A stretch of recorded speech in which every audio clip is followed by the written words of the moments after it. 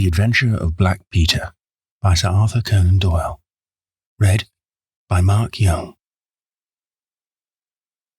I have never known my friend to be in better form, both mental and physical, than in the year 1895. His increasing fame had brought with it an immense practice, and I should be guilty of an indiscretion if I were even to hint at the identity of some of the illustrious clients who crossed our humble threshold in Baker Street. Holmes, however, like all great artists, lived for his art's sake, and save in the case of the Duke of Holderness, I have seldom known him claim any large reward for his inestimable services. So unworldly was he, or so capricious, that he frequently refused his help to the powerful and wealthy where the problem made no appeal to his sympathies, while he would devote weeks of most intense application to the affairs of some humble client whose case presented those strange and dramatic qualities which appealed to his imagination and challenged his ingenuity.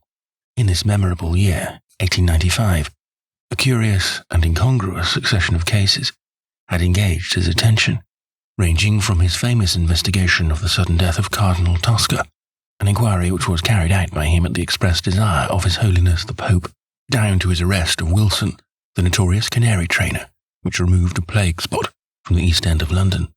Close on the heels of these two famous cases came the tragedy of Woodman's Lee, and the very obscure circumstances which surrounded the death of Captain Peter Carey. No record of the doings of Mr. Sherlock Holmes would be complete which did not include some account of this very unusual affair. During the first week of July, my friend had been absent so often and so long from our lodgings that I knew he had something on hand. The fact that several rough-looking men called during that time and inquired for Captain Basil made me understand that Holmes was working somewhere under one of the numerous disguises and names with which he concealed his own formidable identity. He had at least 5 small refuges in different parts of London, in which he was able to change his personality. He said nothing of his business to me, and it was not my habit to force a confidence. The first positive sign which he gave me of the direction which his investigation was taking was an extraordinary one. He had gone out before breakfast, and I had sat down to mine when he strode into the room, his hat upon his head and a huge barbed-headed spear tucked like an umbrella under his arm. "Good gracious, Holmes," I cried. "You don't mean to say that you've been walking about London with that thing?" "I drove to the butcher's and back." "The butcher's?" "And I returned with an excellent appetite. There can be no question, my dear Watson, of the value of exercise before breakfast. But I am prepared to bet that you will not guess the form that my exercise has taken." "I will not attempt it." He chuckled as he poured out the coffee. "If you could have looked into Allardyce's back shop, you would have seen a dead pig swung from a hook in the ceiling, and a gentleman in his shirt sleeves furiously stabbing at it with his weapon. I was that energetic person, and I have satisfied myself that by no exertion of my strength can I transfix the pig with a single blow. Perhaps you would care to try?" "Not for worlds. Why were you doing this?" "Because it seemed to me to have an indirect bearing upon the mystery of Woodman's Lee." "Ah, Hopkins, I got your wire last night, and I have been expecting you. Come and join us." Our visitor was an exceedingly alert man, 30 years of age, dressed in a quiet tweed suit, but retaining the erect bearing of one who was accustomed to official uniform. I recognized him at once as Stanley Hopkins, a young police inspector, for whose future Holmes had high hopes, while he in turn professed the admiration and respect of a pupil for the scientific methods of the famous amateur. Holmes's brow was clouded, and he sat down with an air of deep dejection. "No, thank you, sir. I breakfasted before I came round. I spent the night in town, for I came up yesterday to report." "And what had you to report?" "Failure, sir. Absolute failure." "You have made no progress?" "None." "Dear me, I must have a look at the matter." "I wish to heavens that you would, Mr. Holmes. It's my first big chance, and I am at my wit's end. For goodness sake, come down and lend me a hand." Well, it just happens that I have already read all the available evidence, including the report of the inquest, with some care. By the way, what do you make of that tobacco pouch found on the scene of the crime? Is there no clue there?" Hopkins looked surprised. "It was the man's own pouch, sir. His initials were inside it, and it was of sealskin, and he was an old sealer." "But he had no pipe?" "No, sir, we could find no pipe. Indeed, he smoked very little, and yet he might have kept some tobacco for his friends." "No doubt. I only mention it because if I had been handling the case, I should have been inclined to make that the starting point of my investigation. However, my friend Dr. Watson knows nothing of this matter, and I should be none the worse for hearing the sequence of events once more. Just give us some short sketches of the essentials." Stanley Hopkins drew a slip of paper from his pocket. "I have a few dates here, which will give you the career of the dead man, Captain Peter Carey. He was born in 1845, 50 years of age. He was a most daring and successful seal and whale fisher. In 1883, he commanded the steam sealer Sea Unicorn of Dundee. He had then had several successful voyages in succession, and in the following year, 1884, he retired. After that, he travelled for some years, and finally he bought a small place called Woodman's Lee, near Forest Row, in Sussex. There, he has lived for 6 years. There he died, just a week ago today. There were some singular points about the man. In ordinary life, he was a strict Puritan, silent, gloomy fellow. His household consisted of his wife, his daughter, aged 20, and 2 female servants. These last were continually changing, for it was never a very cheery situation, and sometimes it became past all bearing. The man was an intermittent drunkard, and when he had the fit on him, he was a perfect fiend. He had been known to drive his wife and daughter out of doors in the middle of the night, and flog them through the park until the whole village outside the gates was aroused by their screams. He was summoned once for a savage assault on the old vicar, who had called upon him to remonstrate with him upon his conduct. In short, Mr. Holmes, you would go far before you found a more dangerous man than Peter Carey. And I have heard that he bore the same character when he commanded his ship. He was known in the trade as Black Peter, and the name was given him not only on account of his swarthy features and the colour of his huge beard, but for the humours which were the terror of all around him. I need not say that he was loathed and avoided by every one of his neighbours, and that I have not heard one single word of sorrow about his terrible end. You must have read in the account of the inquest about the man's cabin, Mr. Holmes. Perhaps your friend here has not heard of it. He had built himself a wooden outhouse. He always called it the cabin, a few hundred yards from his house, and it was here that he slept every night. It was a little single-roomed hut, 16 feet by 10. He kept the key in his pocket, made his own bed, cleaned it himself, and allowed no other foot to cross the threshold. There are small windows on each side, which were covered by curtains and never opened. One of these windows was turned towards the high road, and when the light burned in it at night, the folk used to point it out to each other and wonder what Black Peter was doing in there. That's the window, Mr. Holmes, which gave us one of the few bits of positive evidence that came out at the inquest. You remember that a stonemason named Slater, walking from Forest Row about 1 o'clock in the morning, 2 days before the murder, stopped as he passed the grounds and looked at the square of light, still shining through the trees. He swears that the shadow of a man's head turned sideways was clearly visible on the blind, and that this shadow was certainly not that of Peter Carey, whom he knew well. It was that of a bearded man, but the beard was short and bristled forward in a way very different from that of the captain. So he says, but he had been 2 hours in the public house, and it is some distance from the road to the window. Besides, this refers to the Monday, and the crime was done upon the Wednesday. On the Tuesday, Peter Carey was in one of his blackest moods, flushed with drink, and as savage as a dangerous wild beast. He roamed about the house, and the women ran for it when they heard him coming. Late in the evening, he went down to his own hut. About 2 o'clock in the following morning, his daughter, who slept with her window open, heard a most fearful yell from that direction, but it was no unusual thing for him to bawl and shout when he was in drink, and no notice was taken. On rising at 7, one of the maids noticed that the door of the hut was open, but so great was the terror which the man caused that it was midday before anyone would venture down to see what had become of him. Peeping into the open door, they saw a sight which sent them flying with white faces into the village. Within an hour, I was on the spot and had taken over the case. Well, I have fairly steady nerves, as you know, Mr. Holmes, but I give you my word that I got a shake when I put my head into that little house. It was droning like a harmonium with the flies and bluebottles, and the floor and walls were like a slaughterhouse. He had called it a cabin, and a cabin it was, sure enough, for you would have thought that you were in a ship. There was a bunk at one end, a sea chest, maps and charts, a picture of the Sea Unicorn, a line of logbooks on a shelf, all exactly as one would expect to find in a captain's room.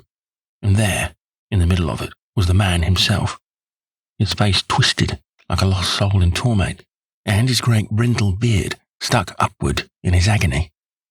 Right through his broad breast a steel harpoon had been driven, and it had sunk deep into the wood of the wall behind him. He was pinned like a beetle on a card. Of course, he was quite dead, and had been so from the instant that he had uttered that last yell of agony. I know your methods, sir, and I applied them before I permitted anything to be moved. I examined most carefully the ground outside, and also the floor of the room. There were no footmarks, meaning that you saw none. I assure you, sir, that there were none. My good Hopkins, I have investigated many crimes, but I have never yet seen one which was committed by a flying creature.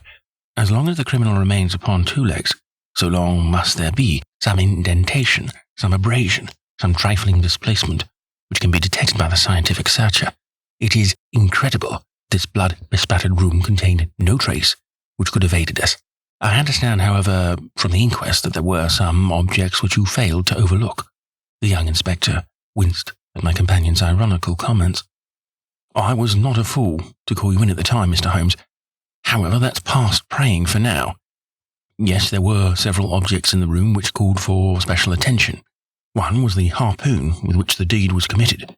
It had been snatched down from a rack on the wall. Two others remained there, and there was a vacant place for the third. On the stock was engraved SSC Unicorn Dundee. This seemed to establish that the crime had been done in a moment of fury, and that the murderer had seized the first weapon which came in his way. The fact that the crime was committed at 2 a.m, and yet Peter Carey was fully dressed, suggested that he had an appointment with the murderer, which is borne out by the fact that a bottle of rum and 2 dirty glasses stood upon the table. Yes, said Holmes, I think that both inferences are permissible. Was there any other spirit but rum in the room? Yes, there was a tantalus containing brandy and whiskey on the sea chest. It is of no importance to us, however, since the decanters were full and it had therefore not been used. For all that, its presence has some significance, said Holmes. However, let us hear some more about the objects, which do seem to you to bear upon the case. There was this tobacco pouch upon the table. What part of the table? It lay in the middle. It was, of course, sealskin, straight-haired skin, with a leather thong to bind it. Inside was PC on the flap. There was half an ounce of strong ship's tobacco in it. Excellent. What more? Stanley Hopkins drew from his pocket drab-covered notebook. The outside was rough and worn, the leaves discoloured. On the first page were written the initials JHN and the date 1883. Holmes laid it on the table and examined it in his minute way, while Hopkins and I gazed over each shoulder. On the second page were the printed letters CPR, and then came several sheets of numbers. Another heading was Argentine, another Costa Rica, and another San Paulo, each with pages of signs and figures after it. What do you make of these? Asked Holmes. They appear to be lists of stock exchange securities. I thought that JHM were the initials of a broker, and that CPR may have been his client. Try Canadian Pacific Railway, said Holmes. Stanley Hopkins swore between his teeth and struck his thigh with his clenched hand. Oh, what a fool I've been, he cried. Of course, it is as you say. Then JHN are the only initials we have to solve. I have already examined the old stock exchange lists, and I can find no one in 1883, either in the house or among the outside brokers, whose initials corresponded with these. Yet I feel that the clue is the most important one that I hold. You will admit, Mr. Holmes, that there is a possibility that these initials are those of the second person who was present. In other words, of the murderer. I would also urge that the introduction into the case of a document relating to large masses of valuable securities gives us for the first time some indication of a motive for the crime. Sherlock Holmes's face showed that he was thoroughly taken aback by this new development. I must admit both your points, said he. I confess that this notebook, which did not appear at the inquest, modifies my views, which I may have formed. I have come to a theory of the crime in which I can find no place for this. Have you endeavoured to trace any of the securities here mentioned? Inquiries are now being made at the offices, but I fear that the complete register of the stockholders of these South American concerns is in South America, and that some weeks must elapse before we can trace the shares. Holmes, had been examining the cover of the notebook with his magnifying lens. "Surely there is some discoloration here," said he. "Yes, sir. It is a bloodstain. I told you that I picked the book off the floor." "Was the bloodstain above or below?" "On the side next to the boards, which proves, of course, that the book was dropped after the crime was committed." "Exactly, Mr. Holmes. I appreciated that point, and I conjectured that it was dropped by the murderer in his hurried flight. It lay near the door. I suppose that none of these securities have been found among the property of the dead man?" "No, sir." "Have you any reason to suspect robbery?" "No, sir. Nothing seems to have been touched." "Dear me. It is certainly a very interesting case. Then there was a knife, was there not?" "A sheath knife, still in its sheath. It lay at the feet of the dead man. Mrs. Carey has identified it as being her husband's property." Holmes was lost in thought for some time. "Well," said he at last, "I suppose I shall have to come out and have a look at it." Stanley Hopkins gave a cry of joy. "Thank you, sir. That will indeed be a weight off my mind." Holmes shook his finger at the inspector. "It would have been an easier task a week ago," said he. "But even now my visit may not be entirely fruitless. Watson, if you can spare the time, I shall be very glad of your company. If you will call a four-wheeler, Hopkins, we shall be ready to start for Forest Row in a quarter of an hour." Alighting at the small wayside station, we drove for some miles through the remains of widespread woods, which were once part of that great forest for which so long held the Saxon invaders at bay, the impenetrable Weald, for 60 years the bulwark of Britain.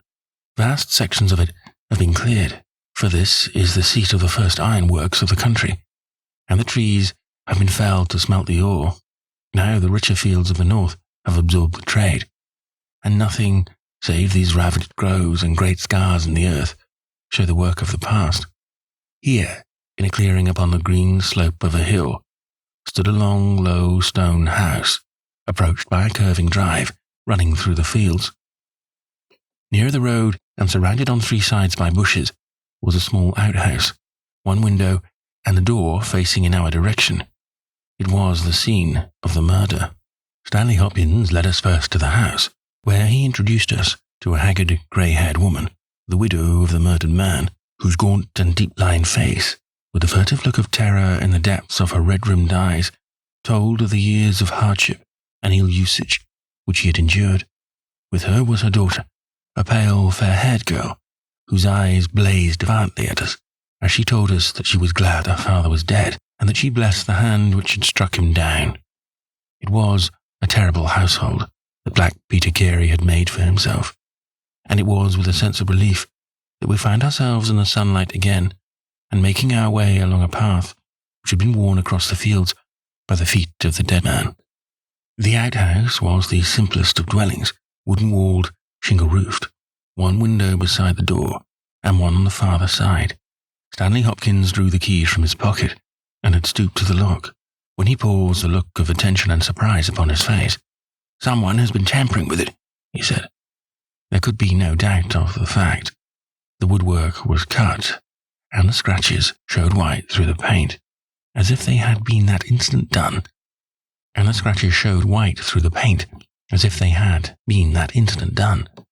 Holmes had been examining the window. "Someone has tried to force this also. Whoever it was has failed to make his way in. He must have been a very poor burglar." "This is the most extraordinary thing," said the inspector. "I could swear these marks were not here yesterday evening." "Some curious person from the village, perhaps," I suggested. "Very unlikely. Few of them would dare to set foot in the grounds, far less try to force their way into the cabin. What do you think of it, Mr. Holmes?" "I think that fortune is very kind to us." "You mean that the person will come again?" "It is very probable. He came expecting to find the door open. He tried to get in with the blade of a very small penknife. He could not manage it. What would he do? Come again next night with a more useful tool?" "So I should say. It will be our fault if we are not there to receive him. Meanwhile, let me see inside of the cabin." The traces of the tragedy had been removed, but the furniture within the little room still stood as it had been on the night of the crime.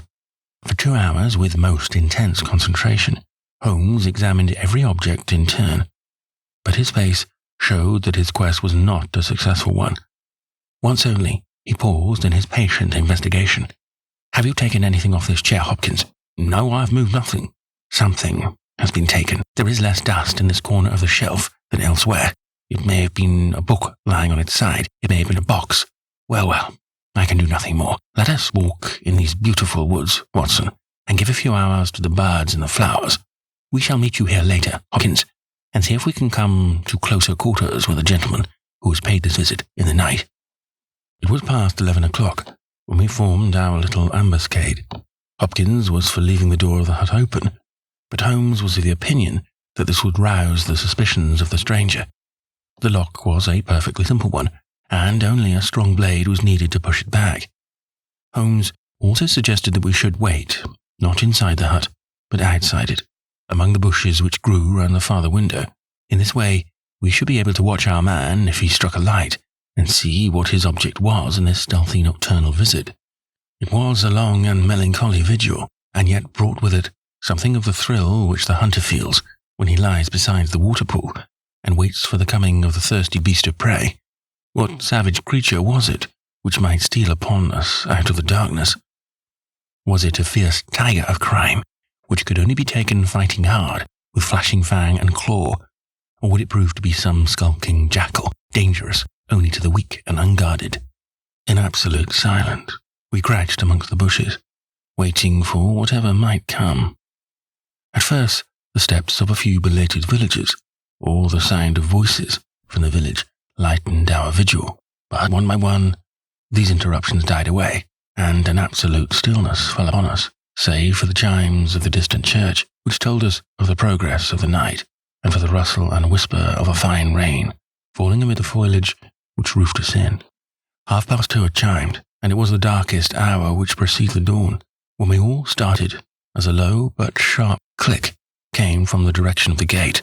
Someone had entered the drive. Again there was a long silence, and I had begun to fear that it was a false alarm, when a stealthy step was heard upon the other side of the hut, and a moment later, a metallic scraping and clinking. The man was trying to force the lock. This time his skill was greater, or his tool was better, for there was a sudden snap and the creak of the hinges. Then a match was struck, and next instant the steady light from a candle filled the interior of the hut. Through the gauze curtain, our eyes were all riveted upon the scene within. The nocturnal visitor was a young man, frail and thin, with a black moustache, which intensified the deadly pallor of his face. He could not have been much above 20 years of age. I have never seen any human being who appeared to be in such a pitiable fright, for his teeth were visibly chattering, and he was shaking in every limb. He was dressed like a gentleman, in Norfolk jacket and knickerbockers, with a cloth cap upon his head. We watched him staring round with frightened eyes. Then he laid the candle end on the table, and disappeared from our view into one of the corners. He returned with a large book, one of the logbooks which formed a line upon the shelves. Leaning on the table, he rapidly turned over the leaves of this volume until he came to the entry which he sought. Then, with an angry gesture of his clenched hand, he closed the book, replaced it in the corner, and put out the light. He had hardly turned to leave the hut when Hopkins' hand was on the fellow's collar, and I heard his loud gasp of terror as he understood that he was taken. The candle was relit, and there was our wretched captive, shivering and cowering in the grasp of the detective. He sank down upon the sea chest and looked helplessly from one of us to the other. "Now, my fine fellow," said Stanley Hopkins, "who are you, and what do you want here?" The man pulled himself together and faced us with an effort at self-composure. "You are detectives, I suppose," said he. "You imagine I am connected with the death of Captain Peter Carey. I assure you that I am innocent." "We'll see about that," said Hopkins. "First of all, what is your name?" "It is John Hopley Nelligan." I saw Holmes and Hopkins exchange a quick glance. "What are you doing here?" "Can I speak confidently?" "No, certainly not." "Why should I tell you?" "If you have no answer, it may go badly with you at the trial." The young man winced. "Well, I will tell you," he said. "Why should I not? And yet I hate to think of this old scandal gaining a new lease of life. Did you ever hear of Dawson and Nelligan?" I could see from Hopkins' face that he never heard, but Holmes was keenly interested. "You mean the West Country bankers?" said he. "They failed for $1 million, ruined half the county families of Cornwall, and Nelligan disappeared." "Exactly. Nelligan was my father." At last, we were getting something positive, and yet it seemed a long gap between an absconding banker and Captain Peter Carey pinned against the wall with one of his own harpoons. We all listened intently to the young man's words. It was my father who was really concerned. Dawson had retired. I was only 10 years of age at the time, but I was old enough to feel the shame and horror of it all. It had always been said that my father stole all securities and fled. It is not true. It was his belief that if he were given time in which to realize them, all would be well, and every creditor paid in full. He started in his little yacht for Norway just before the warrant was issued for his arrest. I can remember that last night, when he bade farewell to my mother, he left us a list of the securities he was taking, and he swore that he would come back with his honour cleared, and that none who had trusted him would suffer. Well, no word was ever heard from him again. Both the yacht and he vanished utterly. We believed, my mother and I, that he and it, with the securities that he had taken with him, were at the bottom of the sea. We had a faithful friend, however, who was a businessman, and it was he who discovered some time ago that some of the securities which my father had with him had reappeared on the London market. You can imagine our amazement. I spent months in trying to trace them, and at last, after many doubtings and difficulties, I discovered that the original seller had been Captain Peter Carey, the owner of this hut. Naturally, I made some inquiries about the man.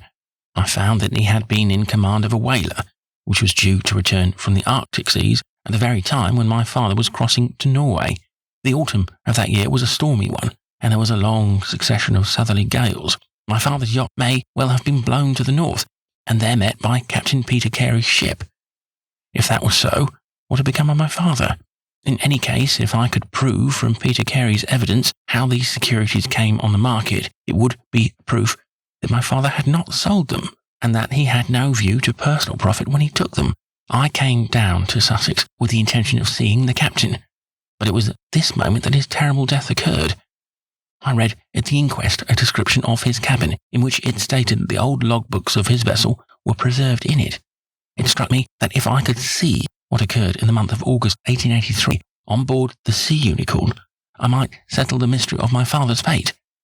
I tried last night to get at these logbooks, but was unable to open the door. Tonight, I tried again and succeeded.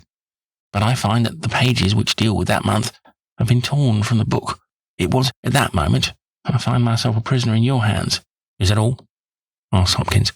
Yes, that is all. His eyes shifted as he said it. You have nothing else to tell us? He hesitated. No, there is nothing. You have not been here before last night? No. Then how do you account for that? Cried Hopkins, as he held up the damning notebook with the initials of our prisoner on the first leaf and the bloodstain on the cover. The wretched man collapsed. He sank his face in his hands and trembled all over. Where did you get it? He groaned. I did not know. I thought I had lost it at the hotel. That is enough, said Hopkins sternly. Whatever else you have to say, you must say in court. You will walk down with me now to the police station. Well, Mr. Holmes, I am very much obliged to you and to your friend for coming down to help me. As it turns out, your presence was unnecessary, and I would have brought the case to a successful issue without you. But nonetheless, I am grateful. Rooms have been reserved for you at the Bramble Tie Hotel, so we can all walk down to the village together. Well, Watson, what do you think of it? Asked Holmes, as we travelled back next morning. I can see that you are not satisfied. Oh, yes, my dear Watson, I am perfectly satisfied. At the same time, Stanley Hopkins' methods do not commend themselves to me. I am disappointed in Stanley Hopkins. I had hoped for better things from him. One should always look for a possible alternative and provide against it. It is the first rule of criminal investigation. What, then, is the alternative? The line of investigation which I have myself been pursuing. It may give us nothing. I cannot tell, but at least I shall follow it to the end. Several letters were waiting for Holmes at Baker Street. He snatched one of them up, opened it, and burst out into a triumphant chuckle of laughter. Excellent, Watson. The alternative develops. Have you telegram forms? Just write a couple of messages for me. Sumner, shipping agent, Ratcliffe Highway. Send 3 men on to arrive 10 tomorrow morning, Basel. That's my name in those parts. The other is Inspector Stanley Hopkins, 46 Lord Street, Brixton. Come breakfast tomorrow at 9:30. Important. Wire, if unable to come. Sherlock Holmes. There, Watson. This infernal case has haunted me for 10 days. I hereby banish it completely from my presence. Tomorrow, I trust that we shall hear the last of it forever. Sharp at the hour named, Inspector Stanley Hopkins appeared, and we sat down together to the excellent breakfast which Mrs. Hudson had prepared. The young detective was in high spirits at his success. "Do you really think that your solution must be correct?" asked Holmes. "I could not imagine a more complete case. It did not seem to me conclusive. You astonish me, Mr. Holmes. What more can one ask for? Does your explanation cover every point?" "Undoubtedly. I found that young Nelligan arrived at the Brambletye Hotel on the very day of the crime. He came on the pretence of playing golf. His room was on the ground floor, and he could get out when he liked. That very night he went down to Woodman's Lee, saw Peter Carey at the hut, quarrelled with him, and killed him with the harpoon. Then, horrified by what he had done, he fled out of the hut, dropping the notebook, which he had brought with him in order to question Peter Carey about these different securities. You may have observed that some of them were marked with ticks, and the others, the great majority, were not. Those which are ticked have been traced on the London market, but the others, presumably, were still in the possession of Carey. Young Nelligan, according to his own account, was anxious to recover them, in order to do the right thing by his father's creditors. After his flight, he did not dare to approach the hut again for some time, but at last he forced himself to do so in order to obtain the information which he needed. Surely that is all simple and obvious." Holmes smiled and shook his head. "It seems to me to have only one drawback, Hopkins, and that is that it is intrinsically impossible. Have you tried to drive a harpoon through a body? No. Tut-tut, my dear sir. You must really pay attention to these details. My friend Watson could tell you that I spent a whole morning in that exercise. It is no easy matter, and requires a strong and practiced arm. But this blow was delivered with such violence that the head of the weapon sank deep into the wall. Do you imagine that this anemic youth was capable of so frightful an assault? Is he the man who hobnobbed in rum and water with Black Peter in the dead of the night? Was it his profile that was seen on the blind 2 nights before? No, Hopkins, it is another, and more formidable person for whom we must seek." The detective's face had grown longer and longer during Holmes's speech. His hopes and his ambitions were all crumbling about him, but he would not abandon his position without a struggle. "You can't deny that Nelligan was present that night, Mr. Holmes. The book will prove that. I fancy that I have evidence enough to satisfy a jury, even if you are able to pick a hole in it. Besides, Mr. Holmes, I have laid my hand upon my man. As to this terrible person of yours, where is he?" "I rather fancy that he is on the stair," said Holmes serenely. "I think, Watson, that you would do well to put that revolver where you can reach it." He rose and laid a written paper upon a side table. "Now we are ready," said he. There had been some talking in gruff voices outside, and now Mrs. Hudson opened the door to say that there were 3 men inquiring for Captain Basil. "Show them in one by one," said Holmes. The first who entered was a little Ribston pippin of a man, with ruddy cheeks and fluffy white side whiskers. Holmes had drawn a letter from his pocket. "What name?" he asked. "James Lancaster." "I am sorry, Lancaster, but the berth is full. Here is half a sovereign for your trouble. Just step into this room and wait there for a few minutes." The second man was a long, dried-up creature with lank hair and sallow cheeks. His name was Hugh Pattins. He also received his dismissal, his half-sovereign, and the order to wait. The third applicant was a man of remarkable appearance. A fierce bulldog face was framed in a tangle of hair and beard, and 2 bold dark eyes gleamed behind the cover of thick, tufted, overhung eyebrows. He saluted and stood sailor fashion, turning his cap round in his hands. "Your name?" asked Holmes. "Patrick Cairns."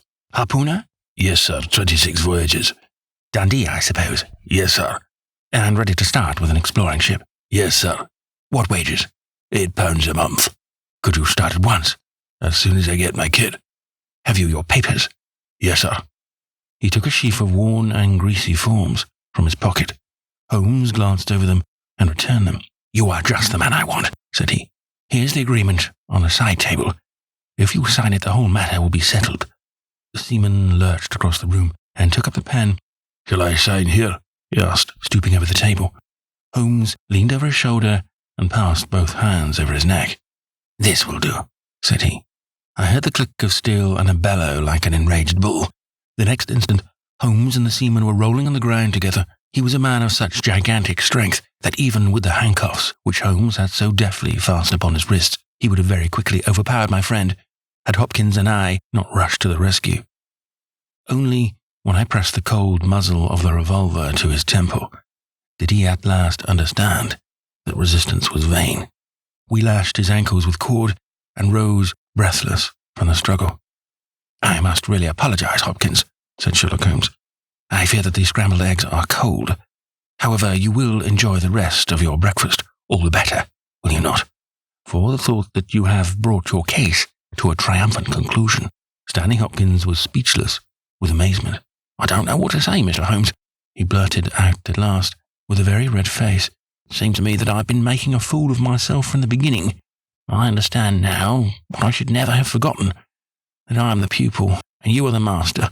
Even now I see what you have done, but I don't know how you did it or what it signifies." Well, said Holmes good-humouredly. "We all learn by experience, and your lesson this time is that you should never lose sight of the alternative. You were so absorbed in young Nelligan that you could not spare a thought to Patrick Cairns, the true murderer of Peter Carey." The hoarse voice of the seaman broke in on our conversation. "See here, mister," said he, "I make no complaint of being manhandled in this fashion, but I would have you call things by their right names. You say I murdered Peter Carey. I say I killed Peter Carey, and there's all the difference. Maybe you don't believe what I say. Maybe you think I'm just slinging you a yarn." "Not at all," said Holmes. "Let us hear what you have to say." "It's soon told, and by the Lord, every word of it is truth. I knew Black Peter, and when he pulled out his knife, I whipped a harpoon through him sharp, for I knew that it was him or me. That's how he died. You can call it murder. Anyhow, I'd as soon die with a rope around my neck as with Black Peter's knife in my heart." "How came you here?" asked Holmes. "I'll tell it you from the beginning. Just sit me up a little so I can speak easy. It was in 1883 that it happened, August of that year. Peter Carey was the master of the Sea Unicorn, and I was a spare harpooner. We were coming out of the ice pack on our way home, with the headwinds and a week's southerly gale, and we picked up a little craft that had been blown north. There was one man on her, a landsman. The crew had thought she would founder and had made for the Norwegian coast in the dinghy. I guess they were all drowned. Well, we took him on board, this man, and he and the skipper had some long talks in the cabin. All the baggage we took off with him was one tin box. So far as I know, the man's name was never mentioned, and on the second night he disappeared, as if he had never been. It was given out that he had either thrown himself overboard or fallen overboard in the heavy weather that we were having. Only one man knew what had happened to him, and that was me. For with my own eyes I saw the skipper tip up his heels and put him over the rail in the middle watch of a dark night, 2 days before we sighted the Shetland Lights. Well, I kept my knowledge to myself and waited to see what would come of it. When we got back to Scotland, it was easily hushed up, and nobody asked any questions. The stranger died by accident, and it was nobody's business to inquire. Shortly after, Peter Carey gave up the sea, and it was long years before I could find where he was. I guess that he had done the deed for the sake of what was in that tin box, and that he could afford now to pay me well for keeping my mouth shut. I found out where he was through a sailor man that had met him in London, and down I went to squeeze him. The first night he was reasonable enough, and was ready to give me what would make me free of the sea for life. We were to fix it all 2 nights later. When I came, I found him 3 parts drunk and in a vile temper. We sat down, and we drank, and we yarned about old times. But the more he drank, the less I liked the look on his face. I spotted that harpoon upon the wall, and I thought I might need it before I was through. Then at last he broke out at me, spitting and cursing, with murder in his eyes and a great clasp knife in his hand. He had not time to get it from the sheath before I had that harpoon through him. Heavens, what a yell he gave, and his face gets between me and my sleep. I stood there, with his blood splashing round me, and I waited for a bit. But all was quiet, so I took heart once more. I looked round, and there was the tin box on the shelf. I had as much right to it as Peter Carey anyhow. So I took it with me and left the hut. Like a fool, I left my baccy pouch upon the table. Now, I'll tell you the queerest part of the whole story.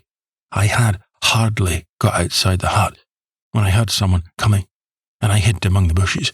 A man came slinking along, went into the hut, gave a cry as if he had seen a ghost, and legged it as hard as he could, run until he was out of sight.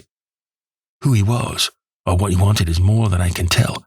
For my part, I walked 10 miles, got a train at Tunbridge Wells, and so reached London, and no one the wiser. Well, when I came to examine the box, I found there was no money in it, and nothing but papers that I would not dare to sell. I'd lost my hold on Black Peter and was stranded in London without a shilling. There was only my trade left. I saw these advertisements about harpooners and high wages, so I went to the shipping agents, and they sent me here. That's all I know. And I say again that if I killed Black Peter, the law would give me thanks, for I saved them the price of a hempen rope.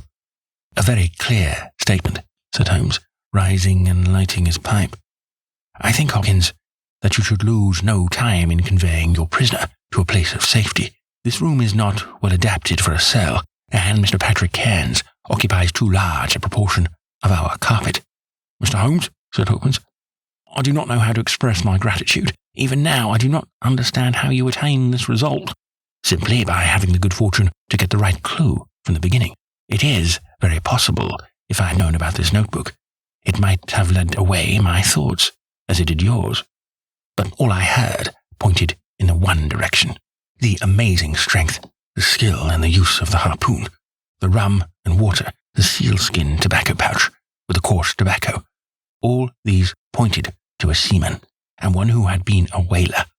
I was convinced that the initials P.C. upon the pouch were a coincidence, and not those of Peter Carey, since he seldom smoked, and no pipe was found in his cabin. You remember that I asked whether whiskey and brandy were in the cabin. You said they were. How many landsmen are there who would drink rum when they could get these other spirits? Yes, I was certain it was a seaman. And how did you find him? My dear sir, the problem had become a very simple one. If it were a seaman, it could only be a seaman who had been with him on the Sea Unicorn.